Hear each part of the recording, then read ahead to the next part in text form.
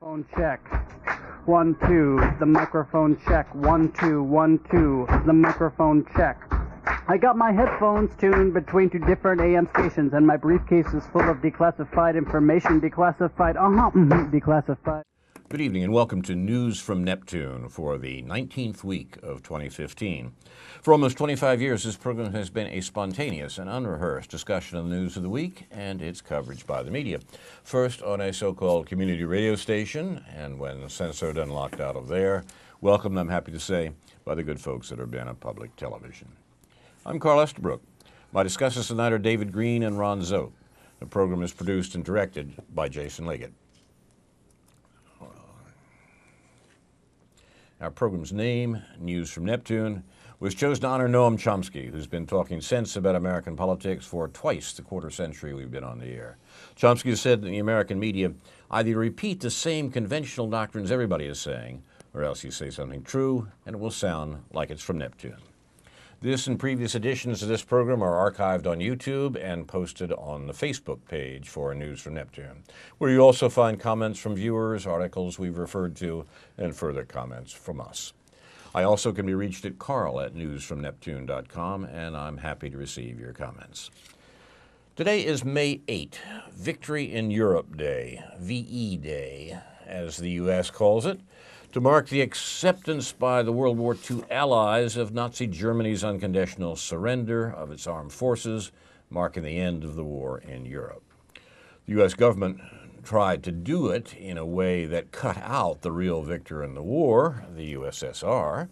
In spite of U.S. mythology, the USSR won the war with 25 million people killed. The U.S. lost less than 500,000 killed in the whole war in Europe and the Pacific. Germany, less than 5 million, and Japan, less than 3 million. The U.S. continues today, to ignore the Russian role. In fact, I think most Americans, if they know anything at all about the Second World War, assume the war was won when the U.S. stormed ashore Normandy in France and then marched to Berlin to end the war. Unfortunately, that's not what happened.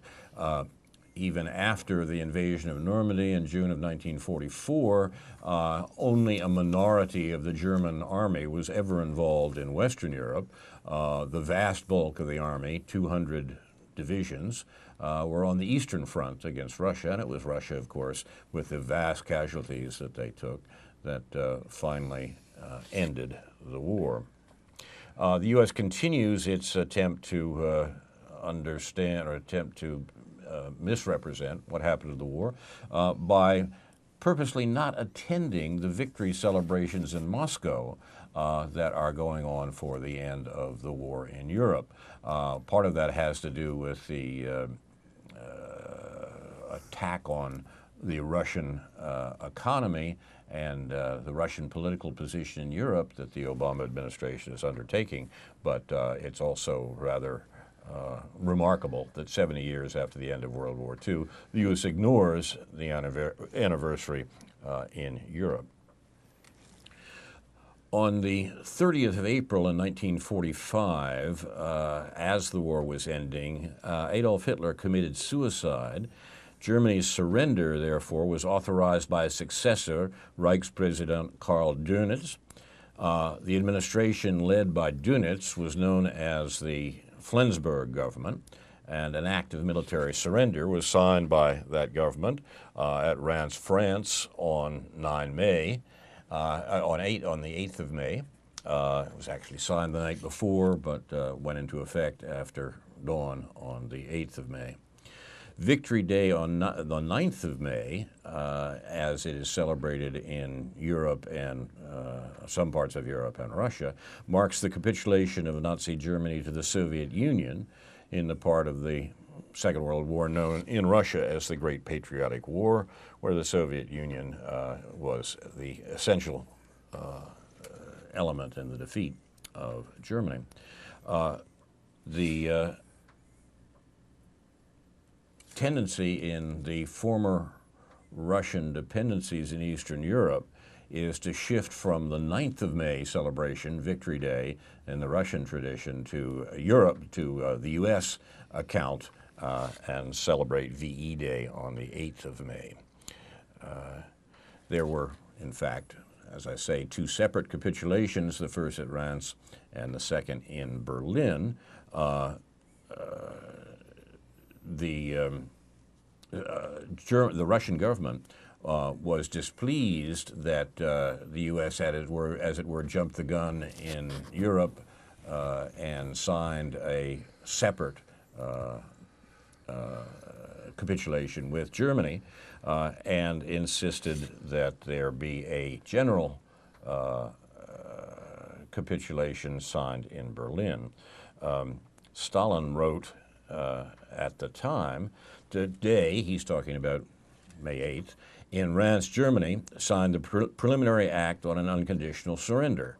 The main contribution, however, was done by Soviet people and not by the Allies. Therefore, the capitulation must be signed in front of the supreme command of all countries of the anti-Hitler coalition, and not only in front of the supreme command of Allied forces. Moreover, I disagree that the surrender was not signed in Berlin, which was the center of Nazi aggression. We agreed with the Allies to consider the Reims Protocol as preliminary. So they, in fact, organized a separate ceremony, and that's the one the Russians participated in. I'll come back in a couple of minutes and talk about the circumstances that the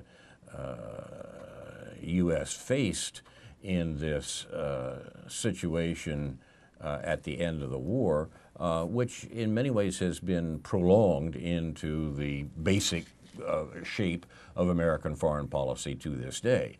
That is, there was a remarkable consistency between America's policy, including the exclusion of Russia, which had won the war, and the activities of the United States in its worldwide foreign policy from the time of the war on.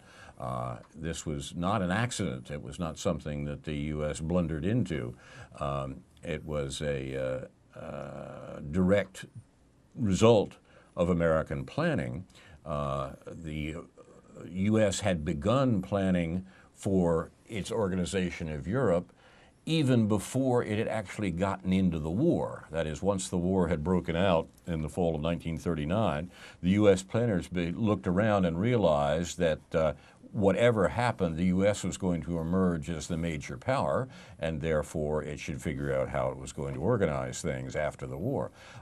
It took another almost 2 years it took another 2 years for the U.S. actually to enter the war after the Japanese attack on Pearl Harbor. But by then, these American plans for foreign policy and the organization, not just of Europe, but of the world at large, were well underway. It was called Grand Area Planning. They were planning for a grand area, that is the majority of the civilized world. And the U.S. Was working on this plan throughout the war.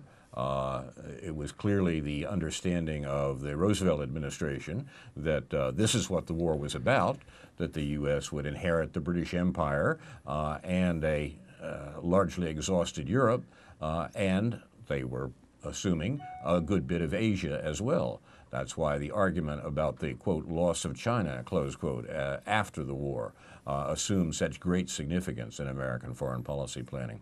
The important thing, I think, for us to realize is that the American goals, the American policy goals, were absolutely consistent. The question was how to accomplish them. And the accomplishment involved the deaths of literally millions of people as the U.S. extended its imperial control throughout the Grand Area.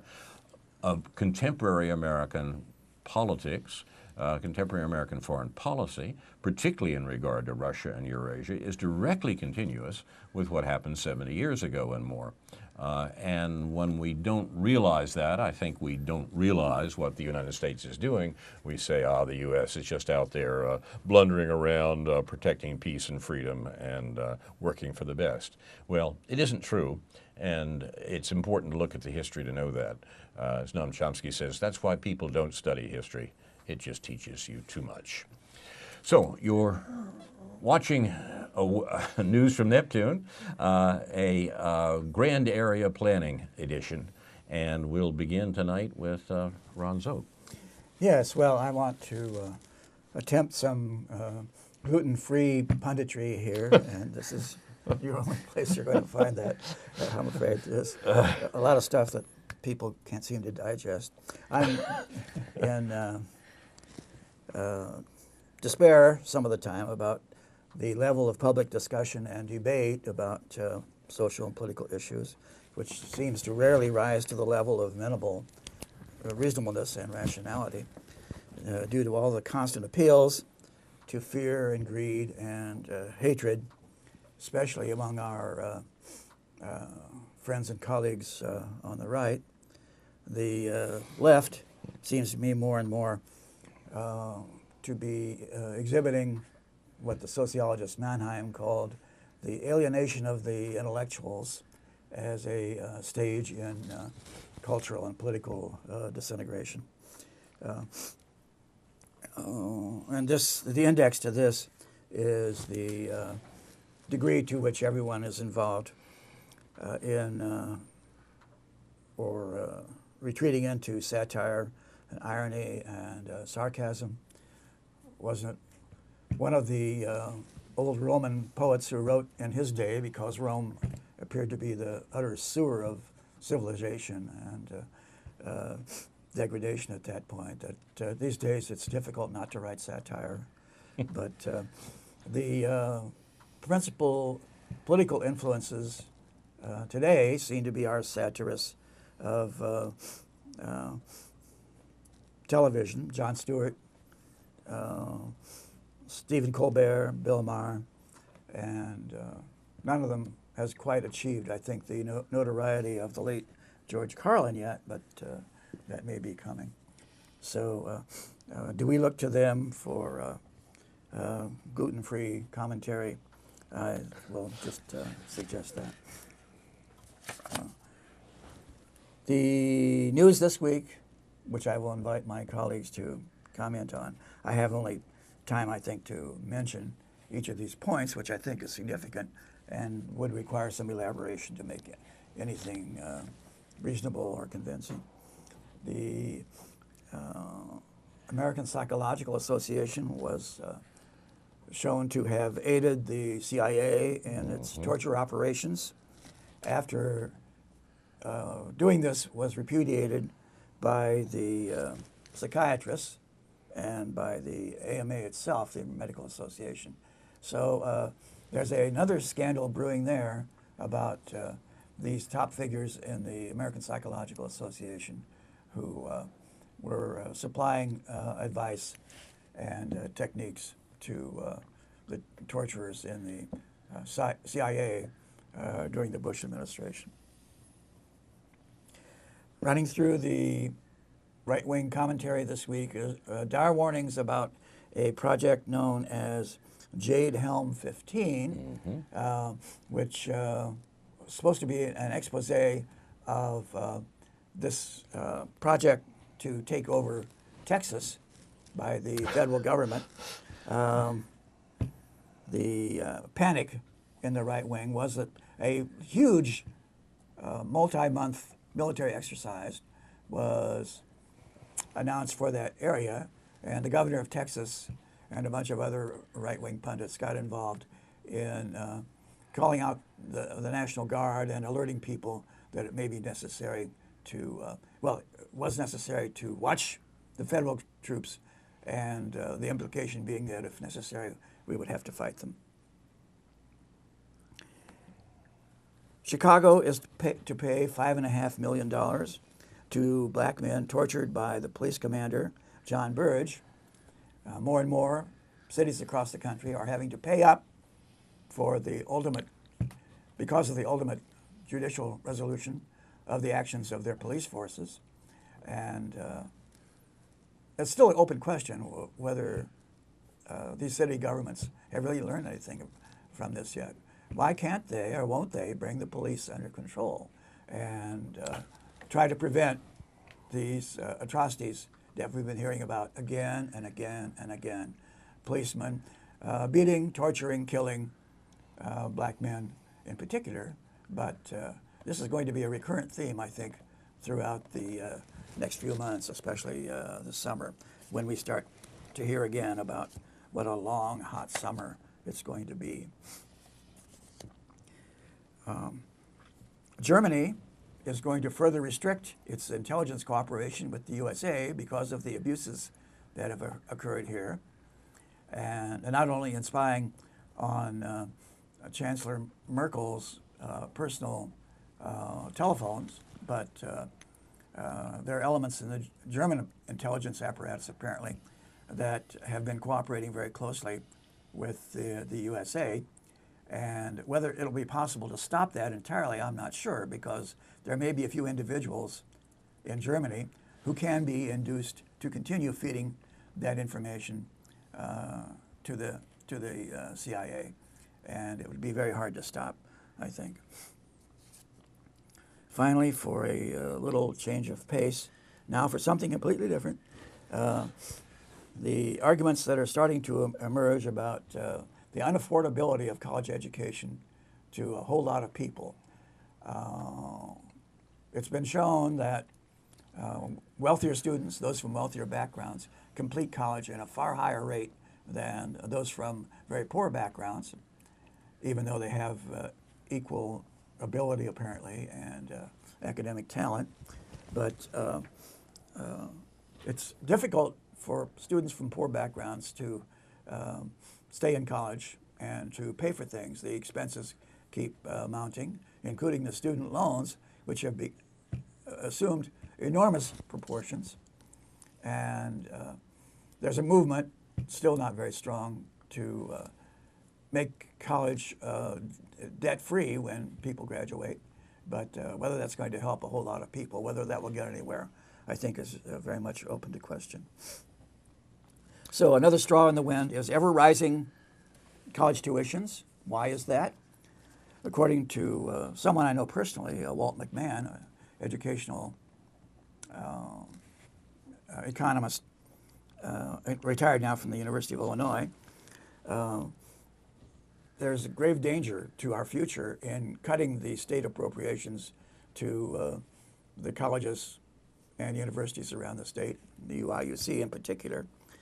There's another discussion in the New York Times about someone who claims this is not really so, that the budget cuts have been relatively small in proportion to the problem.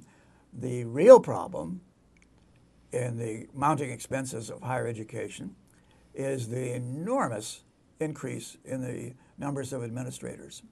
There are more and more levels of administrators concerning everything, and you point to any problem and the automatic response of the top university poobahs is we need to appoint some additional subordinates to myself, another layer of administrators, to deal with this problem. So that's an ongoing debate, and I'd like to hear some more opinions about that. So I'll stop there. Thank you, Ron. There are comments to be made on, I think, on a lot of the things you raised. I suggest maybe this evening what we'll do is go on and talk about a couple of things that we've all prepared for tonight, and then come back, circle back around and pick up some of these and some of the things also that David and I might contribute now.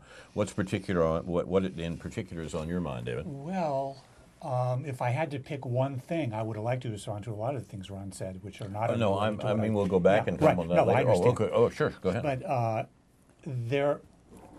this is a little wonky, but it's just sort of been on my mind, and it's actually sometimes wonky things make me really angry. So on Monday, the New York Times featured an elaborate spread on studies on data being gathered by something called the Equality of Opportunity Project at Harvard by a very hotshot economist named Roz Chetty. And this probably was not the kind of thing that too many people would want to delve into all that much, but I'm always fascinated by how blizzards of data on the front page, or at least the front web page of the New York Times, can not only mean and say absolutely nothing, but can really but can really show a poverty of intellectual curiosity about the nature of poverty in this country. I have to practice looking at the right camera here. Okay, now I'm on target. So what we have, and I won't go into elaborate depth, but if you are relatively more of a layperson in relation to social science data issues than I am, and you looked at this data, you might have assumed that there was something there, that all these competent, well-paid people gathering all this data over long periods of time to prove that if you're a poor family in an inner city and you move your children out to the suburbs, out to a relatively affluent suburb with a better funded educational system, that your children will be doing, probably on average, be doing somewhat better by the time they're 20 or 25 or 30 years old. That is what you would gain from reading the summary of this article. But what the article belies, beyond the fact that it's not very statistically meaningful, and it really wasn't worth going to the effort to gather all that data, it doesn't really say anything about how poverty ought to be addressed in this country, in which it's obvious. It'd be obvious if you think it's just common sense and that you're missing something and that you must be stupid for not understanding what all these smart people know. I would say, you need to trust your sort of critical instincts in this regard, because poverty isn't going to be solved by moving people from Cook County to DuPage County, or from the inner city of Chicago to Schaumburg or Naperville, or any of the more affluent areas in DuPage County. That just isn't going to work, and it hasn't even particularly proved by this data that that's either worked for the sample of people that they studied in this so-called quasi-experimental design, where you sort of pretend you have a control group, but you really don't. And I don't want to get social sciencey on you here, but that article really upset me, because it upsets me that many well-educated, well-paid people put so much effort into not explaining what poverty is. Poverty is a social class issue. It's a neoliberal issue. It's a structural issue. It's an issue of not only is the pie not growing very fast, the manner in which it's growing all benefits the upper 10% or 5% or 1% or 0.1%. These are the things that we understand every day. So if you're jarred by this study, if you think it's beside the point or not asking the right questions, you're actually, I believe that you're right to think that. And even if you look at the data, even if you look at this this elaborate and these fancy colored maps, and it's kind of cool to run your mouse over and see what's going on in your area, it don't mean a whole lot. And that's, I can go on and on and on, but it says a lot about the New York Times, about Harvard, about liberal social science. It says a lot about a lot of things. They're trying to prove that, it isn't, on the one hand, they're trying to prove that it's not really people's fault for being poor. If you just move them somewhere else, their children won't be so poor. That doesn't really get to the fundamental issues here. Don't mean a thing if it ain't got that class swing, huh? Yeah, good. Well, there's an old story here going back at least to 1939. Yeah. When who was it, wrote Knowledge for What? A Place of Social Science in American Culture. Enormous resistance to the things that social science finds out that are resisted by the influential and wealthy groups in society. But the point is that, if I understand David correctly here, the problem is that social science is being used here to mask political and social realities rather than to illuminate them. Yeah, and whether that runs all the way through the study that was being reported or not, it certainly seems to be what the New York Times is doing. There's and another, that's no accident. Yeah, a book by a kind of renegade sociologist, Andreski, I think it is, called Social Sciences as Sorcery. And there's this remarkable tendency for social research to support the political theses of whoever paid for the research. How odd. Yeah, right. How bizarre. Well, the radical sociologist C. Wright Mills, in his his classic book, The Sociological Imagination, called this abstracted empiricism. So one of the major trends. You gather tons of data, and this sort of relates to what we talk about in terms of big data and all this. And I think Noam Chomsky pretty much dismisses the idea that big data is going to really help us in any major way understand the world around us, and this certainly is a case of that.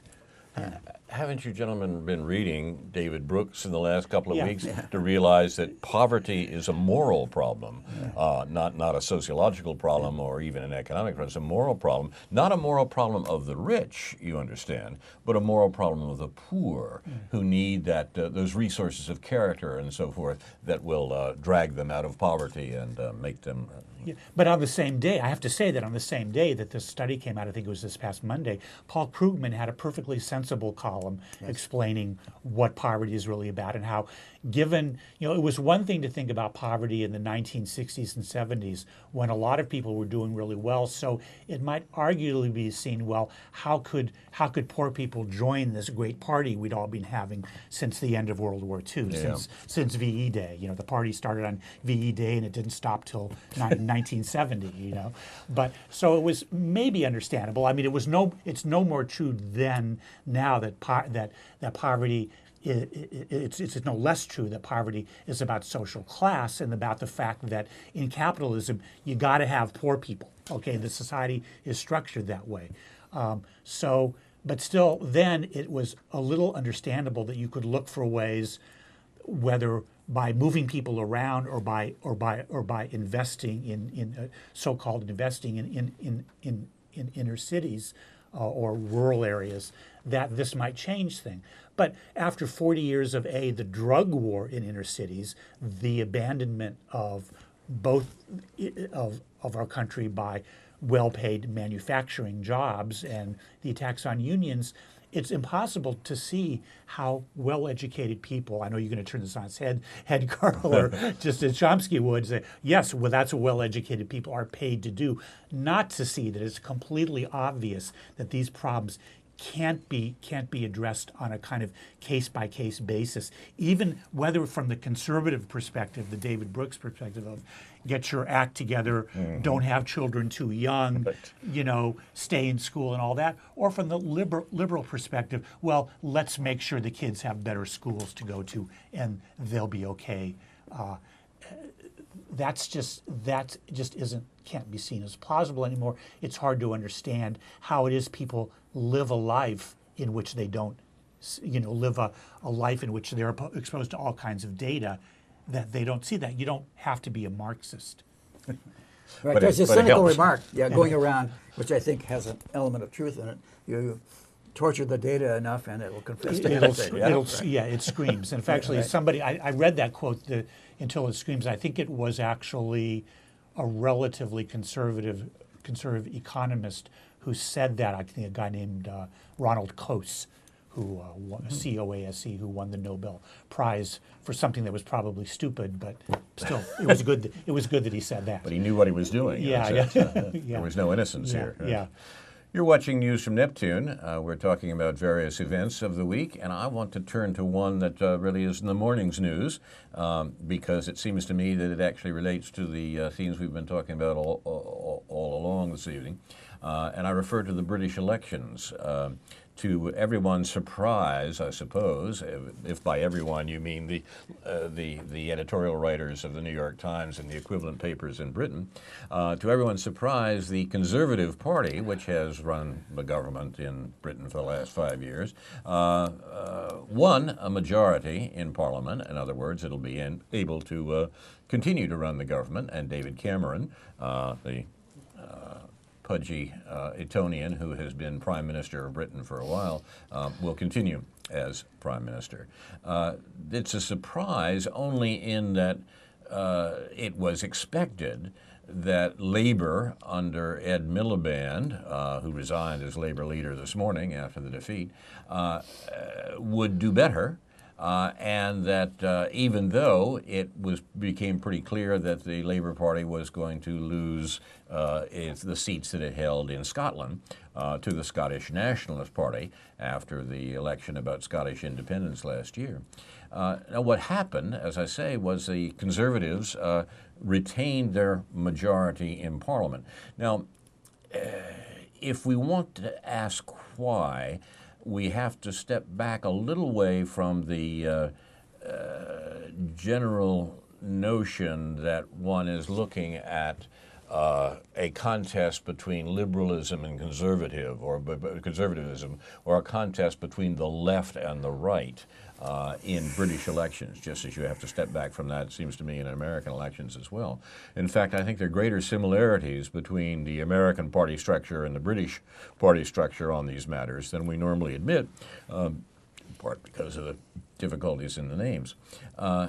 What happened, I think, in Britain was an example, or it was in parallel with what happens in this country when the Democrats ape the Republican Party and lose elections, because if the contest is between an honest reactionary and a dishonest reactionary, the Democrats being dishonest reactionaries, people will at least like to deal with the honest party. In some sense, that's what happened in Britain. It was not the case that Labour was presenting a left alternative to what the Conservative government of Britain was doing. They were presenting a Me Too candidate with a different face. A Me Too platform with a different face on the party leader. And it seems that the British shrugged their shoulders and said, why bother? The differences are not great enough, although they did vote for true progressive policies when they had the chance to. For example, the Green Party did very well in this election. The Green Party is a relative newcomer in British politics, but they have only 2 seats in the new parliament. But the Green vote across the country, because Britain doesn't have a proportional representation system, the Green vote had actually grown rather substantially. Similarly, in Scotland, yes, the Scottish Nationalist Party, which displaced Labour, has a platform that, if anything, is more progressive, more left than that of the Labour Party. Now, a favorite example of the latter in Scotland was the election of a woman called Mahari Black. She ousted the Labour in Scotland. She ousted the Labour Party shadow foreign secretary. In other words, the man who would become foreign minister if Labour should have formed the government. In fact, he lost his seat in Parliament to a 20-year-old college student. When asked what she stood for primarily, she said, an end to austerity and to Trident. Trident is the nuclear submarine system that was debated in the last election, to the point that the left party, the Labour Party, said that of course they would continue to fund the Trident system. There's no chance that they would get rid of this vast offensive weapon system. But the Scottish National Party, members at least of the Scottish National Party, said they would. So it seems to me that what we actually saw was a rejection of a fake left, rejection of a lying reactionary party, that is the Labour Party, and as usual, the poets got there first. That is, people came up with symbols before they came up with straight arguments, in that Ed Miliband, who's an interesting character himself, was generally referred to as Ed Moribund from the beginning of the election. So dead on arrival, and there they are. The so-called Scottish Radical Party won all constituencies but one in Scotland. That's quite remarkable. Yeah. And because the point is that they took those constituencies, those were almost all Labour constituencies too. Very few of them were were right-wing constituencies. So if I understand it, and I probably didn't understand this well enough, the Brits have a parliamentary system where they have to form a government, where the government with the most seats is given the party with privilege. the most seats. Party with the most seats is given the privilege of forming the government. I guess for some reason I didn't quite understand that it's still a district by district vote. Yes. So in that case, the fact that there were a couple of Greens elected seems a rather positive thing, given Absolutely. the overwhelming odds against that happening in any district. But I assume that beyond that, the Central Party slates you don't have to really live where you run. The party slates candidates for each district in the United Kingdom.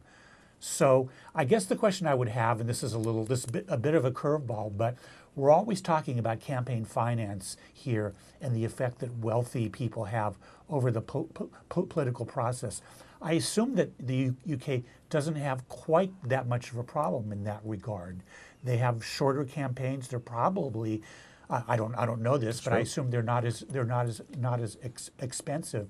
So what are the, and the reason I say this is because I think sometimes too much emphasis is placed on how much money goes into campaigns and the other institutional forces that make it so difficult for any non-neoliberal party to do well. I agree with you entirely, David, and I think that I've been thinking for a while that in this country we're making a mistake in spending so much time on the Citizens United decision and on the campaign to, quote, get money out of politics, close quote. Now, the main reason for that is, first of all, it's not going to happen. Secondly, that American politics are not really dependent on the fact that campaign finance laws are what they are. Certainly it would be very worthwhile to find a way to have a real election in this country, election in which there really were a difference in principle, but it won't happen, I think, by simply trying to say that this person or that person can contribute less money to a candidate than he or she had done before. In Britain, it is true that the structure allows the first past the post system allows for the sort of situation you described, where the Green vote went up substantially, but it's not transferred into seats in Parliament. In fact, after each British election, there is usually someone who will come along and compare the proportion of the vote to the actual seats held by parties. In other words, what would be the case if there were proportional representation? And I think that will show when those numbers are available. Social science counting things and so forth, but they will also show that there was indeed a great increase in the Green vote and a great increase in what's the anti-austerity vote, and that the key to the election was that the majority of the voters didn't believe that the Labour Party had an anti-austerity platform. That was the issue.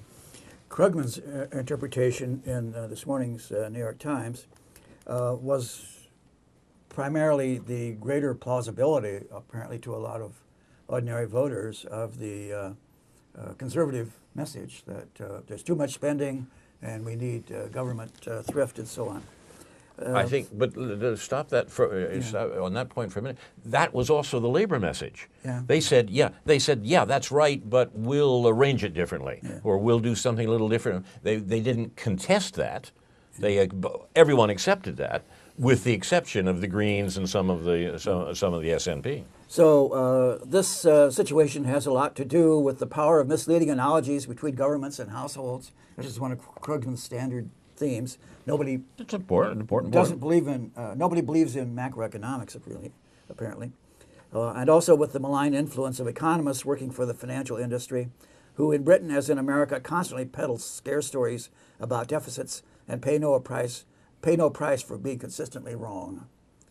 If U.S. experience is any guide, my guess is that Britain also suffers from the desire of public figures to sound serious, a pose which they associate with stern talk about the need to make hard choices at other people's expense, of course. And in this, he's citing Simon Wren-Lewis of Oxford on what Wren-Lewis calls media macro of the very serious people. It's peculiar, too, that in Britain, you might be able to argue that the control of the debate on politics is even tighter than what we have in this country. And that's in part because the greater influence of the press, by the press I mean newspapers. We've seen Rupert Murdoch, for example, as an important political figure, certainly in the United States, but more important in Britain.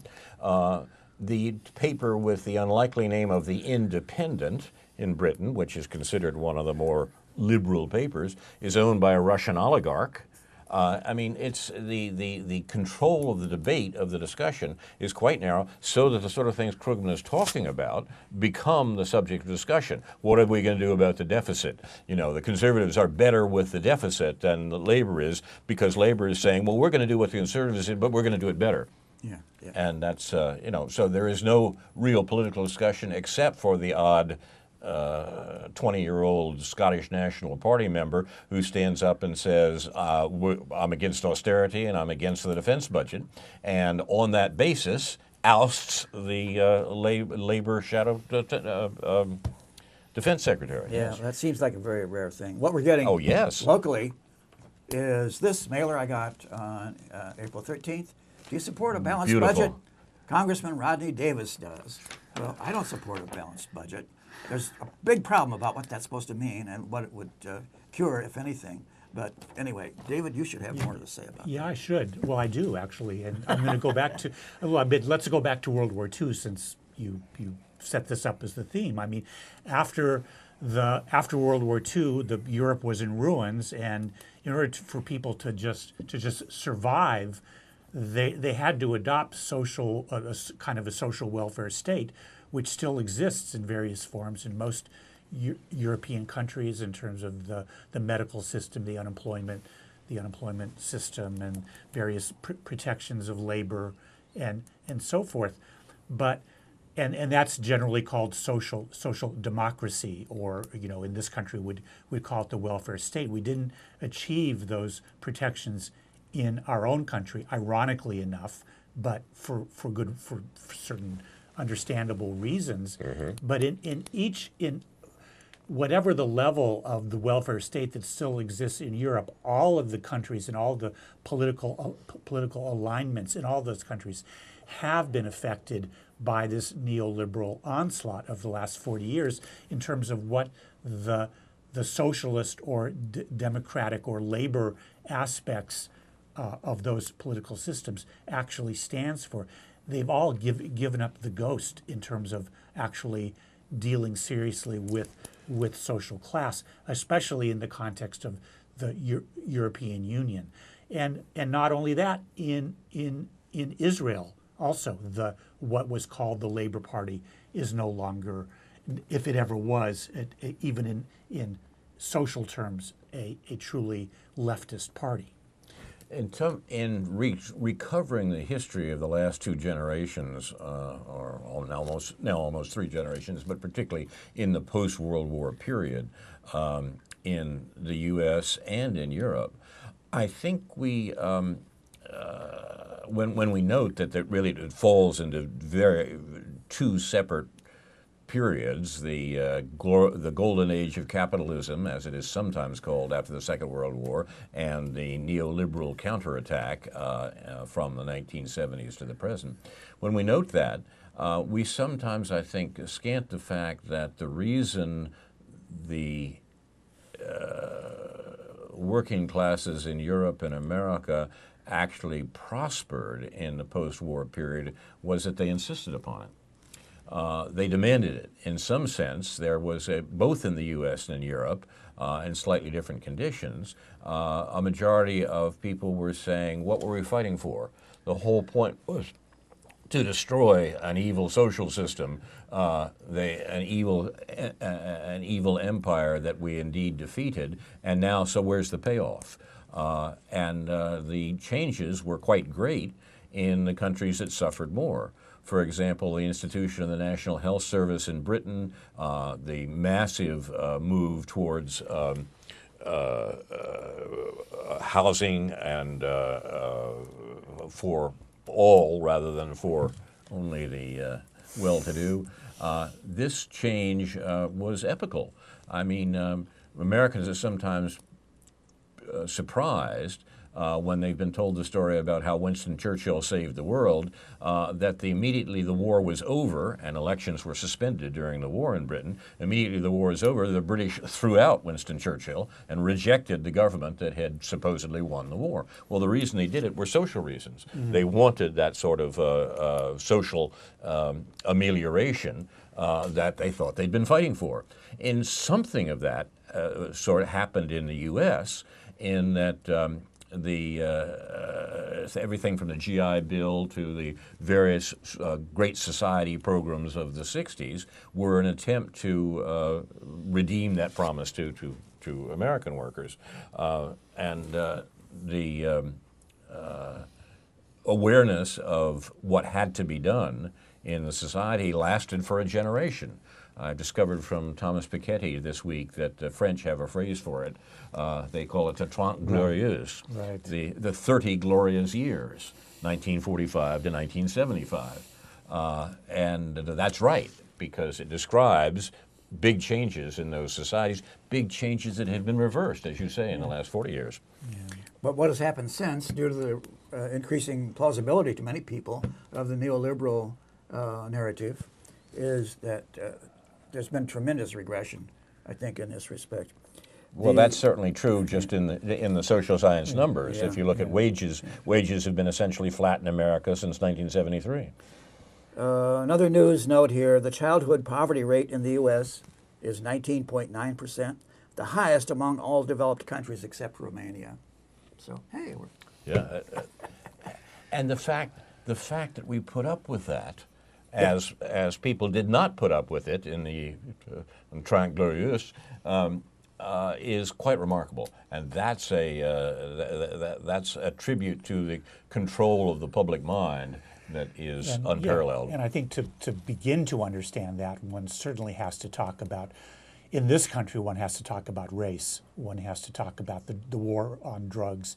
I mean, this isn't the whole neoliberal ball of wax, but it was the manner a crucial element. Yes. Yeah, the manner in which the drug war was initiated in basically by Nixon, and since then, and the manner in which the racialization of poverty has been maintained during this period of time, and along with the whole incarceration state and so forth, I think helps begin to understand how it is that people don't understand what has happened to them, because there's still, I think, quite a bit of thinking along racial lines in this regard. Even if you're a poor white, you look at poor blacks and you say, those people aren't working hard enough.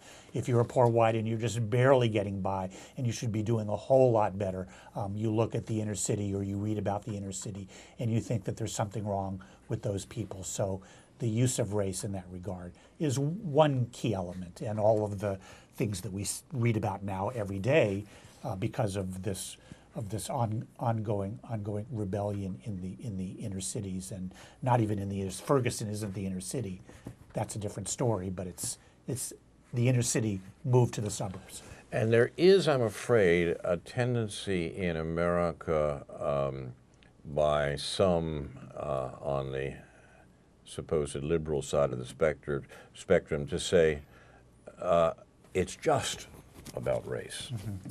And until it certainly is about race, but until we see the way in which in America race is bound up with austerity, race is bound up with the confiscation of the lifestyle of the majority under neoliberalism, we're not going to make much progress, I think, on that. Yeah, I mean, as the great historian Barbara Field says, it's not about race, it's about racism. Race is a fiction. We have to keep reminding ourselves that race is a fiction, but it's racism, it's race, what she calls race craft, that comes out of that, which is the name of one of her books.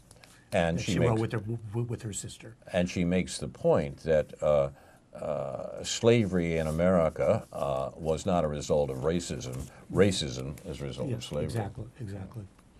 I want to conclude with a couple of remarks that I saw this morning while reading Twitter about the British election. These are from Brits, but I thought that unlike a lot of the stuff one sees on Twitter, they actually said something. The one posting said, talking about what sort of demonstrations, there's a call for demonstrations against the outcome of the election in some parts of Britain, which itself is interesting. But someone wrote, demonstrate against Labour, that is the Labour Party, demonstrate against Labour instead. They lost the election because their manifesto, that is their platform, was a suicide note. They wouldn't even match Tory National Health Service spending. That is the point being that they didn't present an alternative. They just said, we're cuter. And the electorate said, that's nuts. That's the same policies that the Conservatives are fronting. The failure of the Labour Party to express a clear anti-austerity politics, their accommodation to anti-immigrant racism, and their patronizing attitude towards working-class people in Scotland are at the root of this defeat. And then the question was already, what's going to happen to their presumably left party, the Labour Party? And once again, the parallels with the Democratic Party in the U.S. are closer than we sometimes think it is when we look at the fact that the British Labour Party actually does have a source in the labor movement of a century ago, where of course that's not true of the Democrats.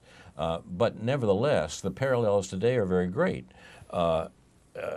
Someone writes, accurately I think, but also now either the Labour Party in Britain comes back left or it gets fooled by Blairites to go more center and have learned nothing. Now by Blairites we would say in America almost exactly equivalently Clintonoids. The idea is that the party has got to move in the direction of Hillary Clinton, roughly, and that's why they lost. It seems to me that that is quite false. Every time Labour loses to the Tories, they shuffle to the right. That's why Scotland feels deserted by them, Scotland being why Scotland threw out the Labour Party representatives. I think this is right, and I think this tells us something about our own politics here at home, what the advantage of having a false left, a false liberal party, a dishonest, false liberal party that is a dishonest reactionary party opposing an honest reactionary party, seems to me to be characterized both the U.S. and the U.K. I think you're leaving out of account the plausibility of the spending approach to a whole lot of people. What we need is less government, less spending, austerity. I mean, you talk, Ron, about the no one understands or no one thinks about macroeconomics, and that's at the heart of that. And it doesn't have to be Marxist.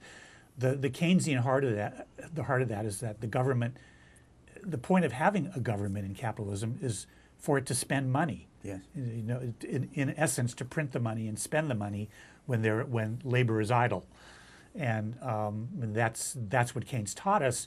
But again, getting back to the point of sort of what happened during the 30 years, during the glorious 30 years, what went wrong, you could just say, well, what went wrong is that capitalism didn't have a stake driven through its heart, and therefore, we didn't really deal with the fundamental issue.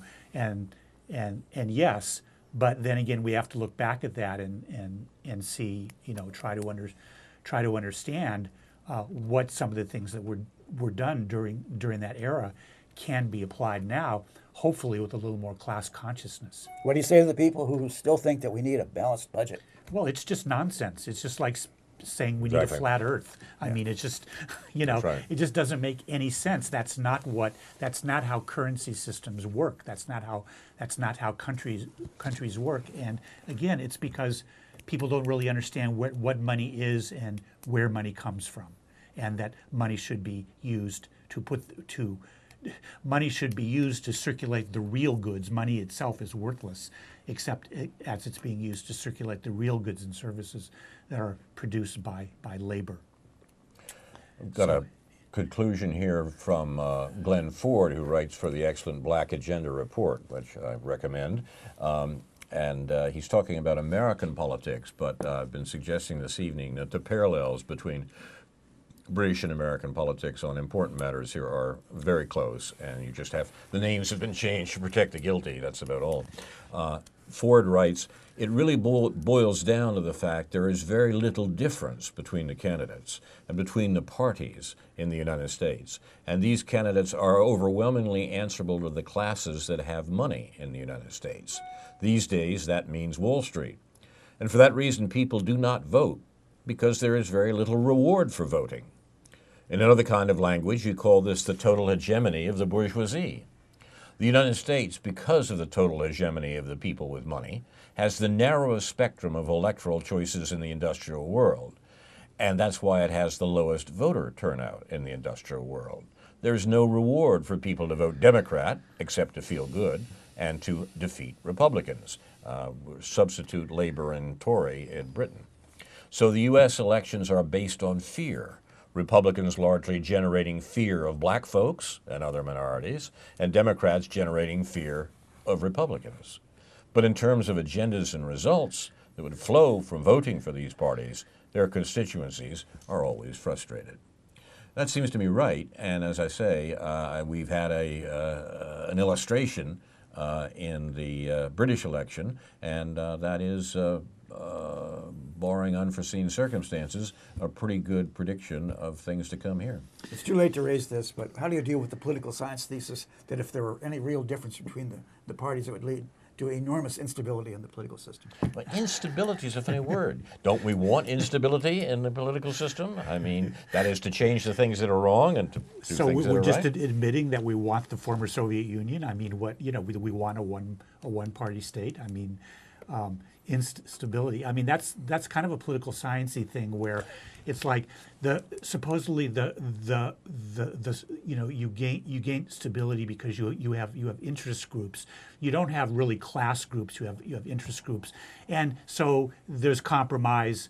I think Jim Nolan was saying that in one of his silly columns earlier this week in the News Gazette. But we have to move beyond interest groups to a real class politics. And the one last little zinger I have to get in, Ron, is that when you began the show with talking about our friends on the right, I assume you were talking about Hillary Clinton. Exactly. Well, that's the point. You've been watching News from Neptune for the 19th week of 2015, a Grand Area Planning edition. I'm Carl Estabrook. My discussants tonight have been David Green and Ron Szoke. Our thanks to our director and producer, Jason Liggett. Inshallah, we'll be back next week with a new edition of News from Neptune to remind you, in the words of Edward de Vere, what's past is prologue, what to come and yours and my discharge. In the meantime, confusion to our enemies, and a good night to you.